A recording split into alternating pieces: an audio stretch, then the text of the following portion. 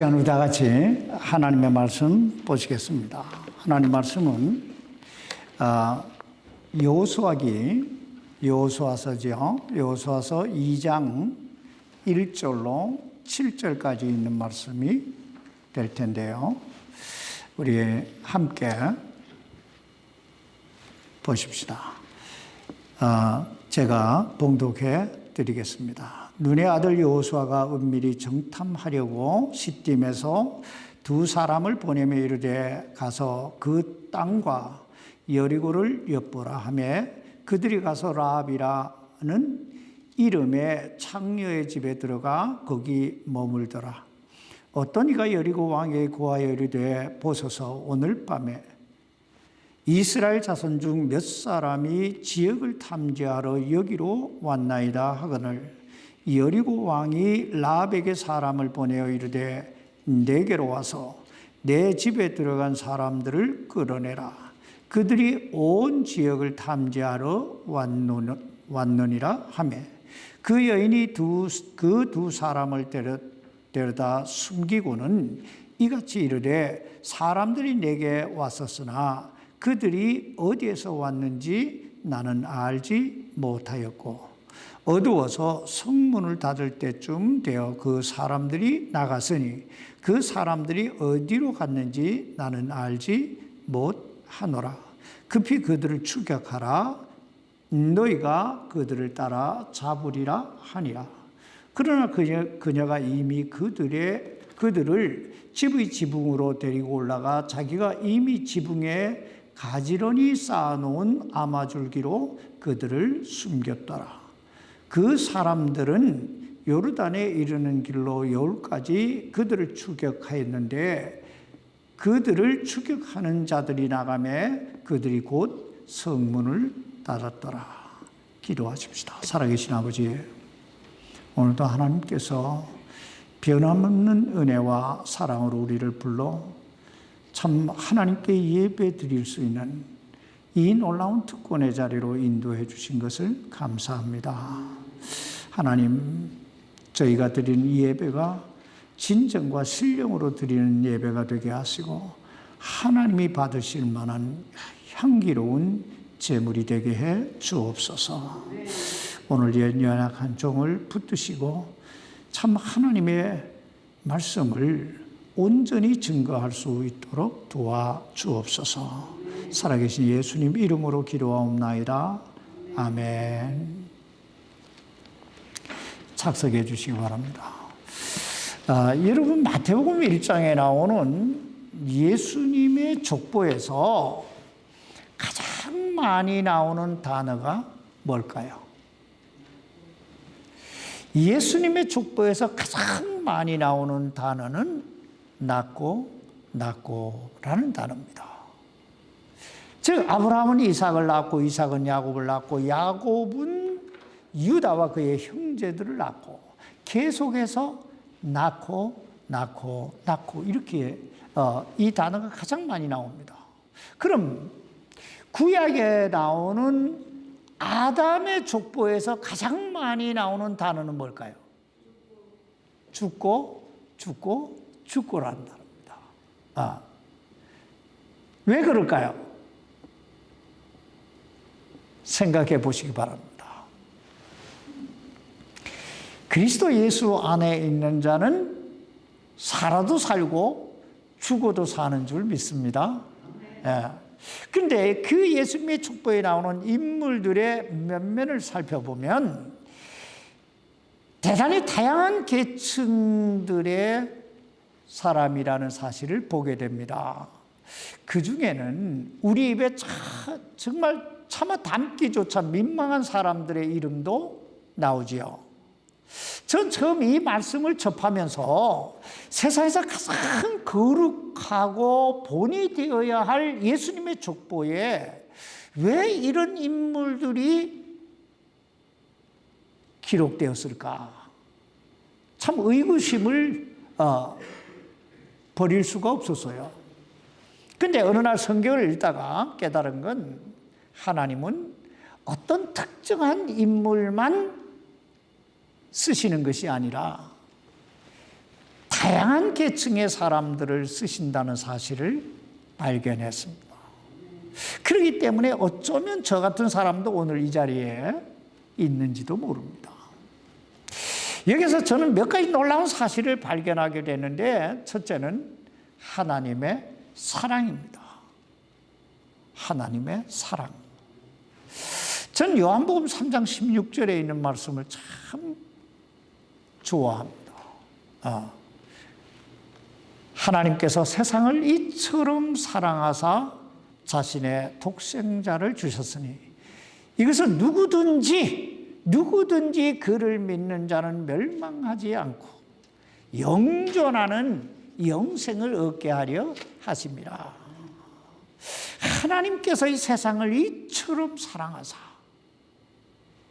이 사랑, 이 하나님의 사랑은 모든 사람을 향하신 사랑입니다. 그러므로 이 사랑에는 예수님의 족보에 나오는 아브라함도 이삭도 야곱도 포함되고, 여기 오늘 본문에 나오는 창녀 라합도 포함되고, 간음한 밧세바도 포함되고, 오늘 이 자리에 있는 우리 모두도 포함되는 줄 믿습니다.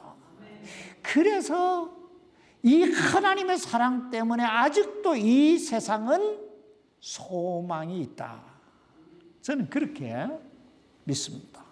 둘째, 하나님의 은혜입니다. 하나님의 은혜. 성경에 나오는 이 은혜라고 하는 단어의 원뜻은 전혀 받을 자격이 없는 자에게 거저 주어지는 것을 은혜라고 합니다. 다시 말하면 저와 여러분은 원래 죄성, 이 아담의 죄성을 가지고 태어난, 그래서 그 죄성에 지배받으며 살아가던 죄인들입니다. 그러므로 우리 중에 그 누구도 구원받을 자격도 없고 하나님의 자녀가 될 자격도 없고 천국 갈 자격도 없는 존재예요. 그럼에도 불구하고 하나님께서 무조건 우리를 사랑하사 당신의 독생자 예수 그리스도를 이 땅에 보내사 우리 죄 대신 갈보리 십자가에 못 박혀 피 흘려 죽게 하심으로 우리 죄를 사해 주시고 의롭다 칭해 주시고 하나님의 자녀가 되는 권세를 주신 줄 믿습니다. 여러분, 이 얼마나 놀라운 하나님의 은혜입니까? 그런 면에서 예수님의 족보에 나오는 사람들도 마찬가지라는 거예요. 사실 예수님의 족보에 나오는 사람들 그 면면을 잘 한번 들여다보세요. 얼마나 흠이 많고 허물이 많은 사람들입니까?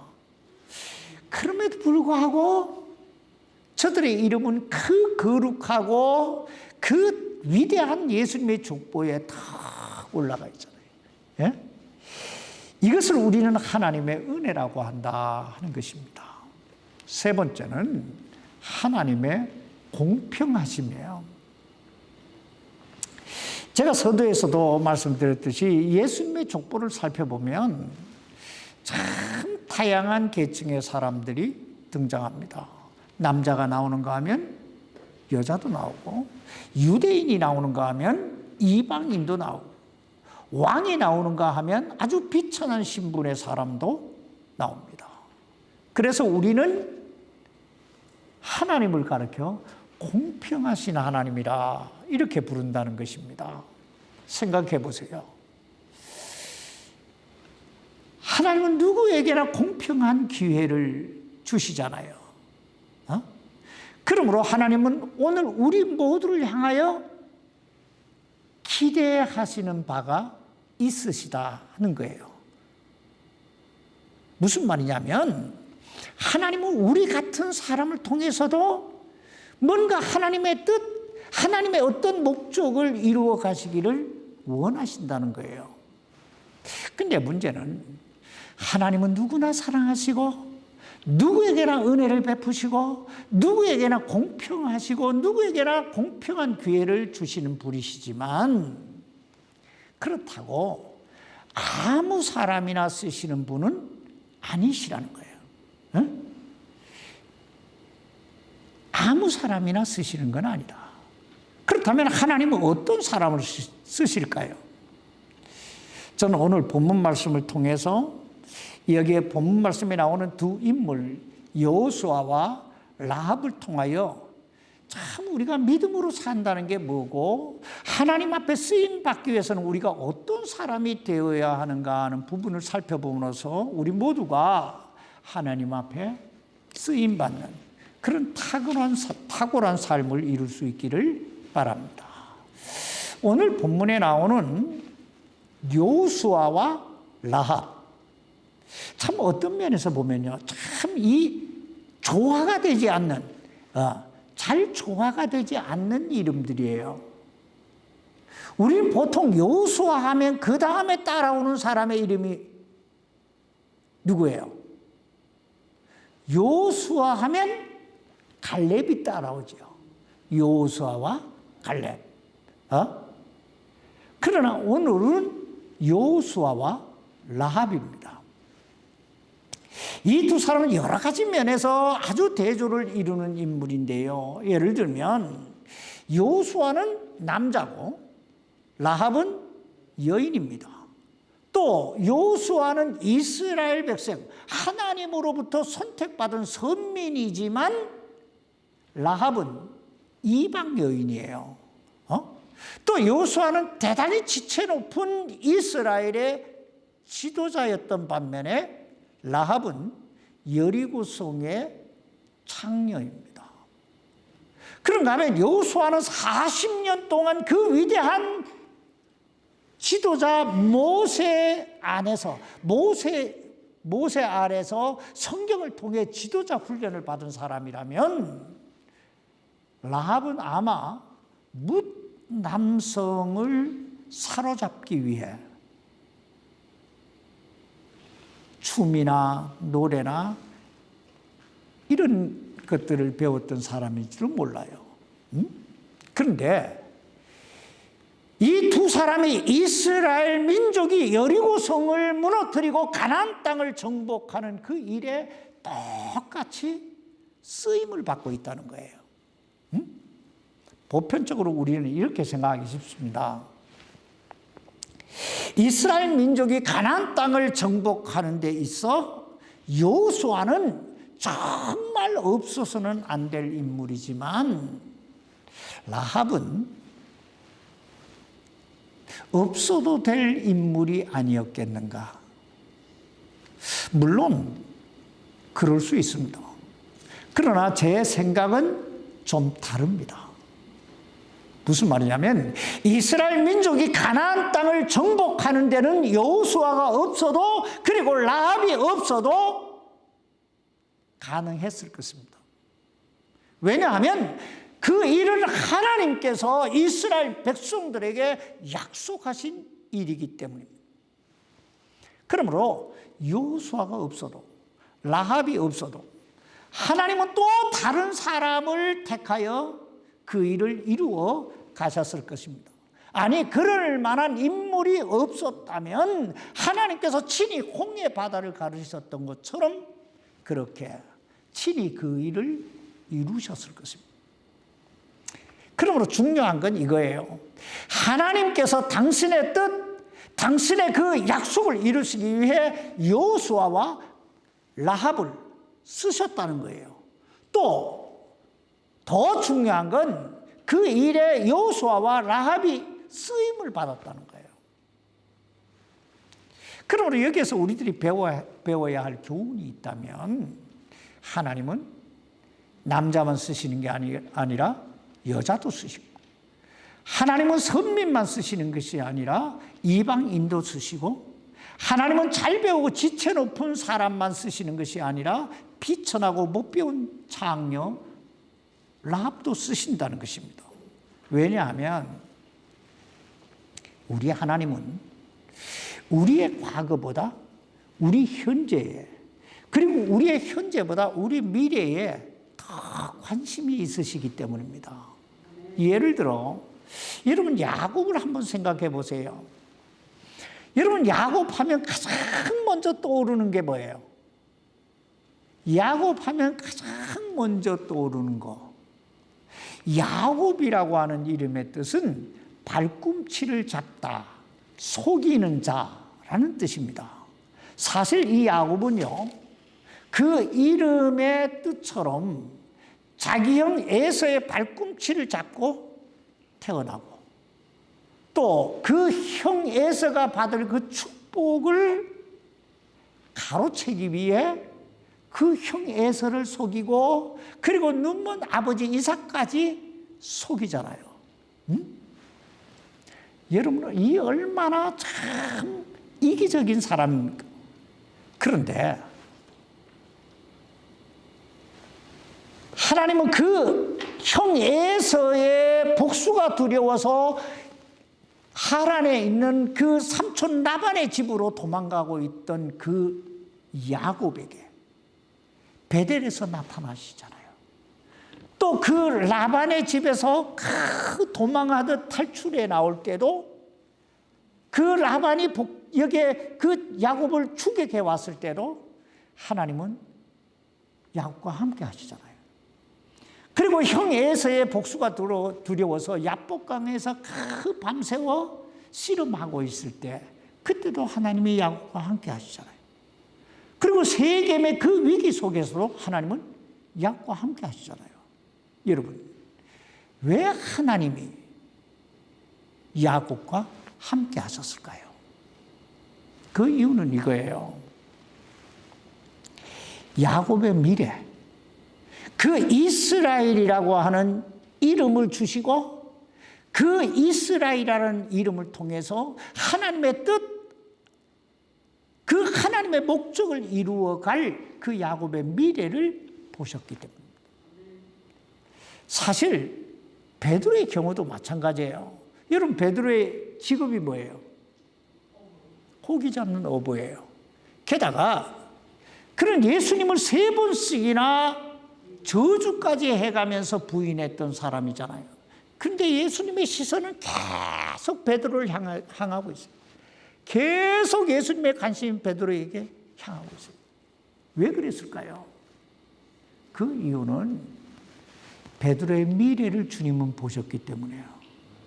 한 번의 설교로 3,000명, 5,000명을 회개시키는 그의 미래, 참 주님을 증거하다가 십자가에 거꾸로 매달려 순교할 그의 미래를 주님은 보셨기 때문이에요.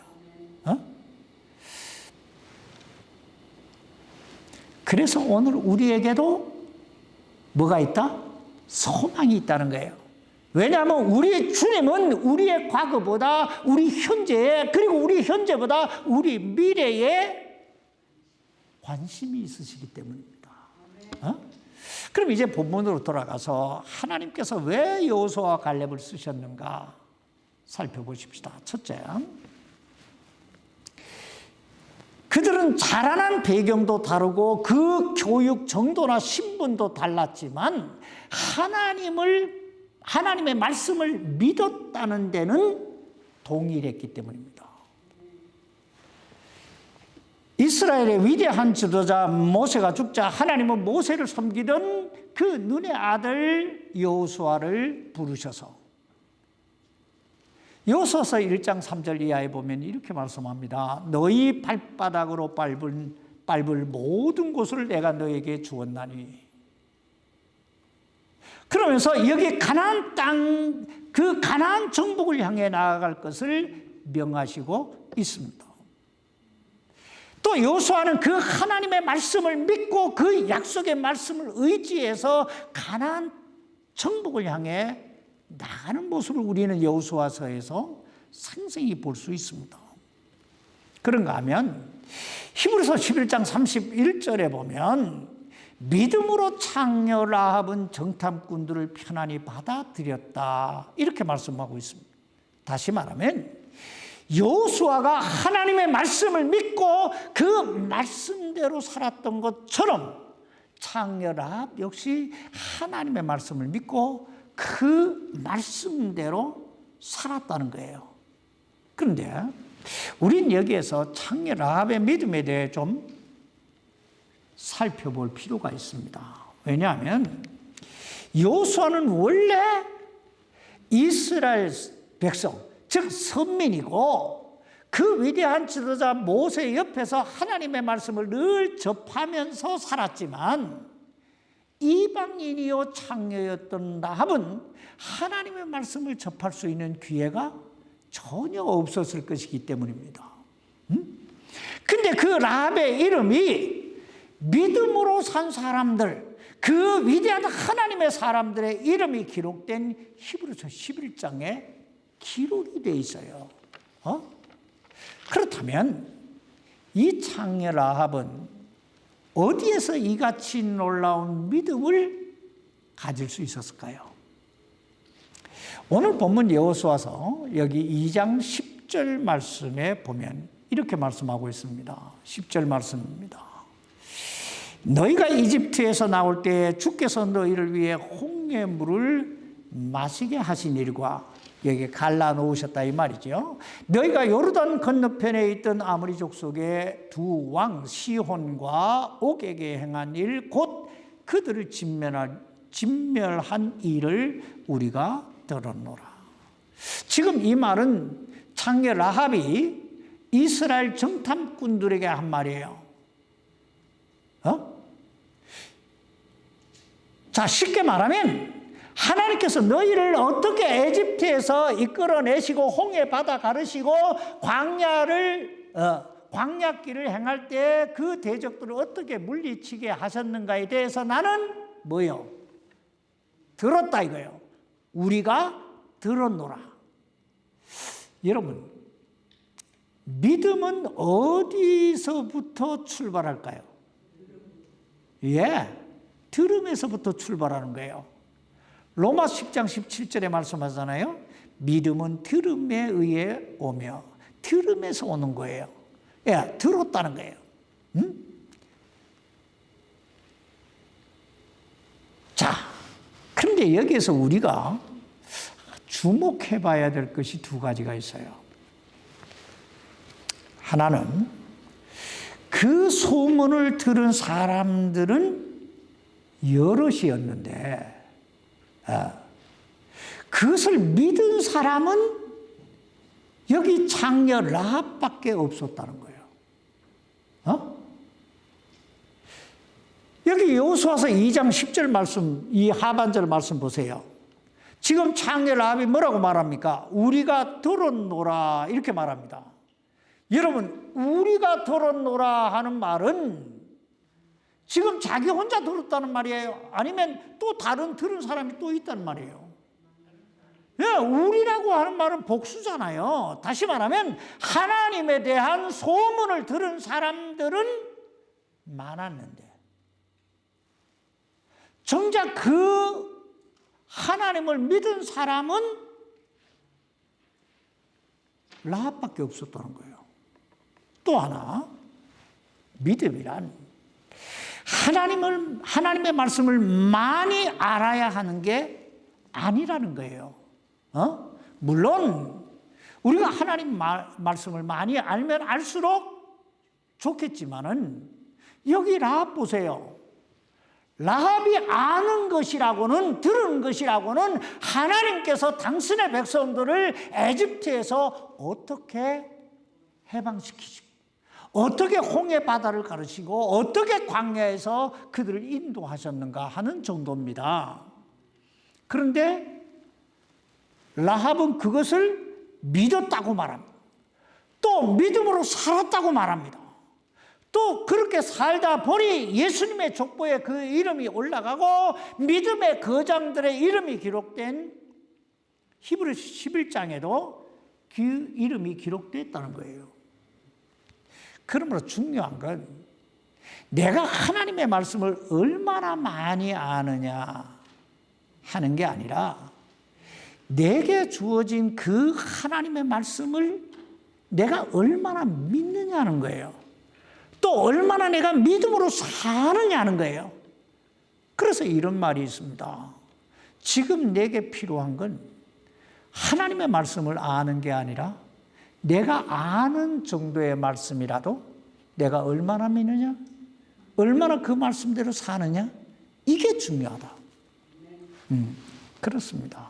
지금 창녀 라합은 자기에게 주어진 정말 겨자씨만한 그 말씀, 그걸 확 붙들고 있는 거예요. 두 번째, 우리들이 여기서 그들은 여기서 서로 다른 배경 가운데서도 여러 가지 서로 다른 배경 가운데서도 행동하는 신앙을 가졌다는 것입니다. 여호수아는 여호수아서 1장 3절에서 하나님으로부터 너희 발바닥으로 밟을 모든 것을 내가 너에게 주었나니 라는 약속의 말씀을 받습니다. 그리고 그 약속의 말씀을 받은 여호수아는 이스라엘 백성들을 인도하여 가나안 땅을 향해 출발하기 전에 여호수아서 1장 11절에 보면 양식을 예비하라고 명을 내립니다. 그러니까 전쟁터에 나가서 필요한 양식을 예비하라 이 말이에요.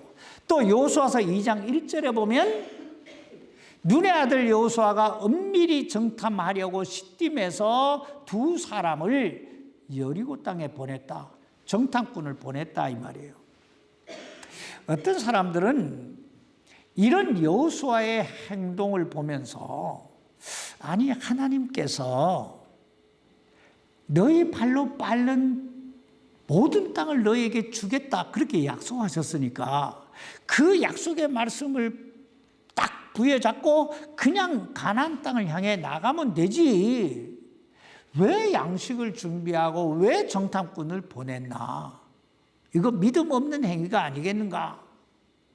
이렇게 생각할지 모르지만은 우린 여기에서 중요한 신앙의 정체, 믿음의 정체를 배울 수 있어야 하는데 그것은 우리가 하나님을 믿는다고 해서 아무 일도 안 해도 된다는 의미가 아니라는 거예요. 아니 도리어 믿음은 나의 현실 생활에 최선을 다할 때 하나님의 역사가 일어난다는 거예요. 응? 다시 말하면 믿음은 나의 현실적 삶을 직시하고 그 일을 어떻게 해결할 것인가 하는 그 방법을 추구하고 하나님의 도우심을 구하며 사는 게 이게 신앙생활이고 이게 믿음 생활이라는 거예요. 오늘 이 여호수아를 보세요. 여호수아는 분명히 하나님의 약속의 말씀을 받았어요. 또 그것을 믿었어요. 그러나 그는 현실적 삶을 외면하지 않아요. 양식이 필요하다? 양식을 준비하잖아요. 내가 어떻게 싸울 것인가? 어떻게 이 전쟁을 이길 것인가? 전략이 필요하잖아요. 그 전략을 세우는 거예요. 이게 바로 믿음이라는 거예요. 신앙의 삶은 맹목적으로 사는 게 아니에요. 그저 하나님께서 어떻게 해 주시겠지 하고 사는 게 아니에요. 막연히 사는 게 아니에요. 아니 오히려 하나님께 지혜를 구하면서 현실을 직시하고 치밀한 계획을 행하며 사는 거예요. 여기 라합도 보세요. 라합은 소문을 통해서 하나님에 대해 들었어요. 그리고 그 하나님을 믿었어요. 근데 그 라합의 신앙은 하나님을 믿었다 하는데 그치지 않아요. 야고보 선생은 야고보서 2장 25절에서 라합의 신앙에 대해 이렇게 이야기합니다. 또한 이와 같이 장녀 라합이 사자들을 받아들이고 그들을 다른 길로 보냈을 때에 이게 행위잖아요. 행위로 의롭게 되지 아니하였느냐. 한마디로 라합의 신앙은 행동하는 신앙이었다는 거예요. 행동하는 신앙. 그러면서 야고보 선생은 야고보서 2장 26절에서 영이 없는 몸이 죽은 것 같이 행위 없는 믿음도 죽었다고 도전하고 있습니다. 그렇습니다. 창녀였던 라합이 히브리서 11장에 나오는 그 하나님의 사람들과 그 이름을 나란히 할 수 있었던 건 그녀에게는 뭐가 있었다? 행동하는 믿음이 있었기 때문이라는 거예요. 그리고 그 행동하는 믿음 속에 역사가 일어나기 시작합니다. 여기 여호수아서 6장 22절로 23절 말씀을 보시기 바랍니다. 그러나 여호수아가 그 지역을 정탐한 두 사람에게 이르되 그 창녀의 집에 들어가 너희가 그 여인에게 맹세한 대로 그녀와 그녀에게 속한 모든 것을 데리고 나오라 하며 정탐한 청년들이 들어가 라합과 그녀의 아버지와 어머니와 형제들과 그녀에게 속한 모든 것을 데리고 나오고 그녀의 모든 친족을 데리고 나와서 이스라엘 진영 밖에 두니라. 여러분, 지금 이 말씀의 뜻이 뭐예요? 라합 한 사람이 행동하는 믿음을 가졌을 때 주 예수를 믿어라 그리하면 너와 내 집이 구원을 얻으리라고 한 그 하나님의 약속대로 그와 그의 온 가족이 구원받는 놀라운 역사가 일어났다 하는 말이에요. 이뿐 아니에요. 마태복음 1장 5절에 보면 살몬은 라합에게서 보아스를 낳고 이렇게 말씀합니다. 여러분, 이 세상에서 이보다 더 큰 놀라운 복이 어디 있어요? 그의 과거는 비록 여리고성의 창녀에 불과했지만 그가 하나님을 믿고 변화된 삶을 살기 시작했을 때 하나님께서 그에게 복을 주시고 그의 이름을 예수님의 족보에 올려주시고 그녀뿐 아니라 그녀의 온 가족까지도 구원해 주셨다 하는 것입니다. 이것이 믿음으로 사는 삶의 열매예요. 그렇다면 오늘 우리들의 삶은 어떻습니까? 여러분, 이 하나님 말씀을 믿으십니까?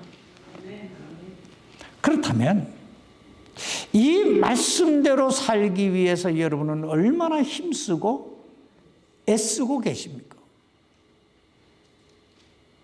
이거예요.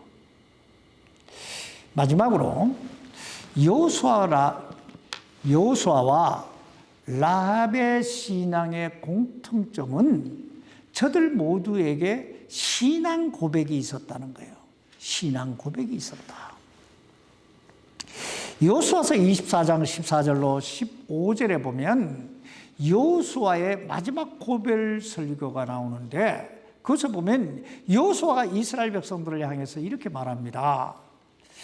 그러므로 이제 주를 두려워하며 성실함과 진실함으로 그분을 섬기라. 너희 조상들이 강 저편과 에집트에서 섬기던 다른 신들을 제거하고 너희는 주를 섬기라. 하나님만 섬기라. 그러면서 만일 주를 섬기는 것이 너희에게 나쁘게 보이거든 너희 조상들이 강 저편에서 섬기던 신들이든지 혹은 너희가 거하고 있는 땅에 아모리 족속의 신들이든지 너희가 섬길 자를 너희를 위해 이날 택하라. 그러나 나와 내 집으로 말하건대 우리는 주를 섬기겠노라 하며.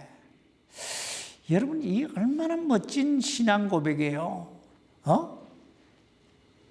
나와 내 집으로 말하건대 우리는 주를 섬기겠노라. 그렇다면 여호수아는 어떻게 이 놀라운 신앙 고백을 할 수 있었을까요? 여호수아가 이런 신앙 고백을 할 수 있었던 건요, 그가 평생을 살아오면서 하나님이 어떤 분이신가를 처음 했기 때문에. 자, 그렇다면 오늘 여러분은 여러분의 후손들에게 이렇게 이 여호수아와 같은 그런 신앙 고백을 남길 수 있을까요? 그런데 여호수아의 신앙 고백도 참 감동적이지만은 어떤 면에서 보면 라합의 신앙 고백이 더 감동적이에요.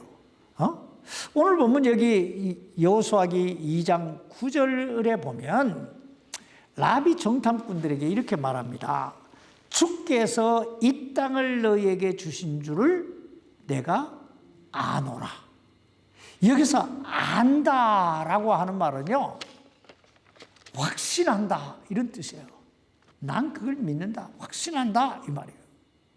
즉 라합이 하나님에 대한 소문을 듣고 참 믿음으로 살 수 있었던 것은 이 안다고 하는 이 확신, 이 신앙 고백이 있었기 때문이라는 거예요. 그렇다면 생각해 보십시다. 오늘 여러분의 이 신앙, 오늘 여러분의 믿음은 어떻게 표현되어지고 있습니까? 과연 일주일에 한두 번 교회에 나와서 하나님께 예배 드리는 것으로 우리의 믿음, 우리의 신앙이 나타날 수 있을까요? 표현될 수 있을까요? 하나님은 사람을 구별하지 않습니다. 성경 어디를 봐도 하나님의 사랑은 모든 사람을 향하고 있고 하나님의 은혜는 모든 사람에게 공평하고 하나님은 모든 사람을 향하여 동등한 기회를 주십니다. 문제는 뭐예요? 문제는 내가 이 하나님의 말씀을 어떻게 받아들일까 하는 거예요. 응? 믿을 것이냐? 안 믿을 것인가? 믿음은 이 머리에 있는 게 아니에요. 물론 믿음은 우리의 입술에 있는 것도 아니에요. 믿음은 우리의 가슴에서 느껴져야 돼요. 그리고 믿음은 우리의 손과 발을 통해 행동으로 옮겨져야 합니다. 그래서 물어보는 거예요. 오늘 여러분의 신앙 이대로 괜찮은지 어떠신지. 여호수아와 라합의 신앙은 들음에서 출발합니다. 그리고 행동으로 그 믿음을 나타내 보이기 시작합니다. 그리고 그 믿음의 행동은 이스라엘 역사를 바꿔놓습니다. 그래서 물어보는 거예요. 오늘 우리의 신앙 과연 이대로 좋은가? 하나님께서 우리 모두와 함께 하시고 우리 모두를 새롭게 하시고 사용해 주시기를 주님의 이름으로 축원합니다. 기도하십시다. 살아계신 아버지 하나님, 오늘 우리는 여호수아와 그 라합의 신앙에 대해 살펴보았습니다. 하나님, 이 말씀에 비추어 볼 때 우리의 신앙 과연 그냥 이대로 믿는다 하고 살아도 되는지 우리 자신을 돌아보게 해 주옵소서. 그리고 정말 믿음으로 사는 참된 그리스도인들이 되게 해 주셔서 먼저 우리 가정이 구원받고 또 우리 가정이 구원받음으로 우리의 친족들이 구원받고 또 우리의 주변 사람들이 구원받는 그런 놀라운 하나님의 역사가 일어날 수 있게 해 주옵소서. 우리 하나님께서 참 우리의 그 심령을 권능의 손 안에 꽉 붙들어 주시기를 우리 주 예수님의 이름으로 간절히 기도하옵나이다. 아멘.